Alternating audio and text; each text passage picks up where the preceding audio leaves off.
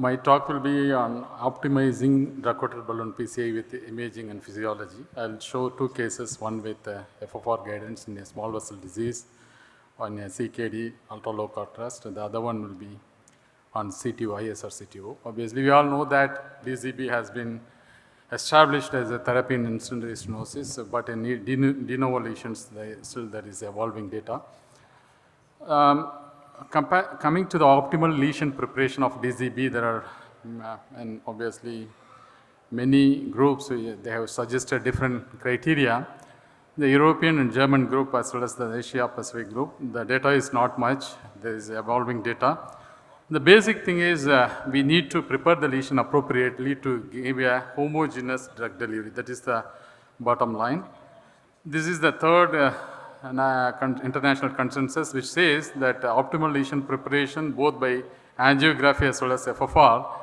Angiographically, if the patient has less than 30% residual stenosis after, say, if you have to wait for 10 minutes after a balloon dilatation to avoid the recoil. If the recoil is not there, if the residual stenosis is less than 30%, if the dissection is not flow limiting, then you can say you can go ahead and apply the DCB. And the FFR, if you look at it very carefully, the FFR is only optional, but it is not so. The FFR is getting established as a mode of indicator to say the lesion is optimally prepared. Let me explain the future slides. So if you look at this study, you can see that the FFR guided DCB has shown two things. One is whether it has shown to avoid much metals, whereas the angiographic guided PCI has shown much more and more usage of stents. If you look at it, there is a mismatch. If you go by angiographic guided, there is a mismatch of almost like 68%. Mismatch means even if there is angiographic guided PCI after the angioplasty, after the plain balloon angioplasty, if there is a residual stenosis of, say, less than 30%, more than 30%, then the FFR will be still positive. Whereas on the other hand, the reverse mismatch means FFR wise you can say, angiography wise you can say the lesion is not significant, whereas the FFR wise it is significant. But that forms a only sound. So obviously the angiography is not the answer. That is what is getting established. It's not the answer after a balloon dilatation before applying either a DES or DCB. You need to do a FFR in such lesions. This is the bottom line, the carry-home message. And the Asia Pacific consensus again say the threshold value of 0.75 and compared to the European, that is German based. So there are a lot of differences. And again another study from Korea which says that 0.85, the European group 0.8 and the Asia Pacific 0.75. So what is the real cutoff? That is what we need to understand here. Why there is a different cutoff for different strategy. If you are going to apply a DES post-stenting, obviously 0.91 is the successful PCI, we all know that. Whereas in a plain balloon angioplasty, it is like more than 0.8. Whereas here in DCB, it is like 0.75, 0.8. The hypothetical explanation was the basic mechanism of restenosis. You all know that post-stenting, the acute luminal gain is more, whereas the late lumen loss is there. Whereas in a DCB, the acute luminal loss is more because of the recoil. Whereas in long term, especially with the paclitaxel eluting balloon, you have a luminal enlargement, what we call it as a positive vessel remodeling. So even if you have a 0.75, that is reasonably enough to apply the balloon after a plain balloon angioplasty, after a lesion preparation. So in case of a DCB, after a balloon angioplasty, even if the FFR is 0.75, that is enough to go and apply the DCB, whereas in a DES it is not so. So let me come to a case scenario. This is a 66-year-old multimorbid patient, CKD. He had a dyspnea class 2 and antrovolemia, mild LV dysfunction. The angio was done elsewhere. He came here for further PCI. The proximal LAD showed a moderate stenosis. OM showed moderate stenosis. There is critical stenosis in the RCA and distal RCA as well as the LAD, distal LAD. You can see here. So the distal LAD is critical stenosis. The osteoproximal LAD showed around 70% lesion-like.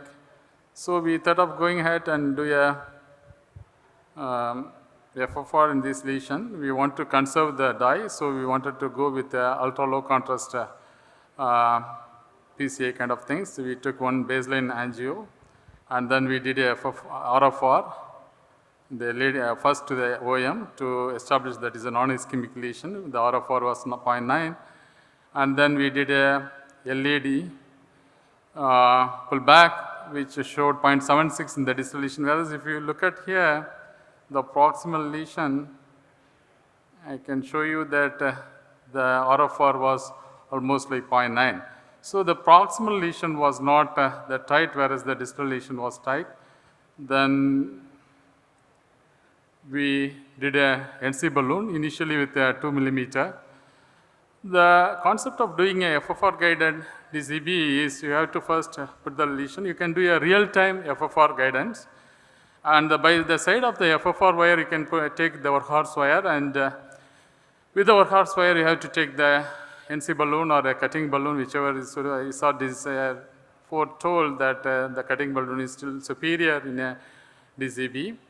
So the concept of taking two balloons is, one is like a real-time FFR guidance. The other one is, it is a poor man's scoring balloon. It can help in cracking the calcified lesion. You can see after a 2 millimeter, it is 0.81, and we thought of going ahead further. It showed 0.92, and I waited for 10 minutes. Whether there is any recoil, no recoil, then we applied the DCB to these distal LAD lesions. It required two DCB because of the long lesion, and we took a final angiography with the final FFR, which was quite satisfactory. RFR was 0.97 and 0.98. Even the FFR was measured, it was not shown here. This first case, and then I am going to the second case. I asked Dr. Anand to stop if the time overshoots. The theoretical point of view, I don't want to tell you, because you know that the guidelines says that drug-coated balloon is the first one of class 1A recommendation in ISR. And IVAS or any imaging guidance is the class 2A, so we need to do all the DCB, PCI with the IVAS guidance. Prepare and treat it the policy. You have to image it and prepare well the lesion with a cutting balloon or any atherectomy device, and then you have to do a DCB. And let me go to the case scenario. This is a patient with multiple comorbidities, had an antivolame in 2016, underwent a PCI to LAD elsewhere, and came here with effort angina with a preserved LV, the LV function was 40%. Then we thought of going ahead, and you can see the there is small micro channels in the osteal LAD, but still we are not very sure though, so we thought of going ahead with imaging guidance wiring. I won't say penetration, rather wiring. And we thought of wired this. You can see that the wire was going into the osteal LAD. It was not very tough wiring. Even the filter XTA wired it. But our concern is if it goes subintimal, then we may have to dissect retrogradingly also. So we took a guidance of this IVAS, and then we wired it with the filter XTA, then microcatheter. The rest of the things are like a routine CTO, that is second went in, and then it was sometimes catching the proximal strut of the stent in the mid LAD, and we then pre-dilated it. The mid LAD stent, there was two scenarios. The osteoproximal was a native CTO, and then the mid LAD as ISR CTO. It was an underexpanded peristent calcium. We have the comfort of having a laser, which is the one thing which is useful in expanding or cracking the persistent calcium, which was demonstrated in one of the ear intervention paper. We did a laser there, and then we modified the plaque with a cutting balloon. And you see, one has to be very careful after applying a laser energy. This was a lesson to me. We should never go with a high pressure with a cutting balloon. This has caused a hematoma, luckily handled with stenting from left main to LAD. And then distally we did a balloon. That time the sirolimus balloon was available. We did a magic touch balloon. This was the final result. So this is a kind of hybrid approach. You can place a stent proximally and keep a DCB distally. Thank you.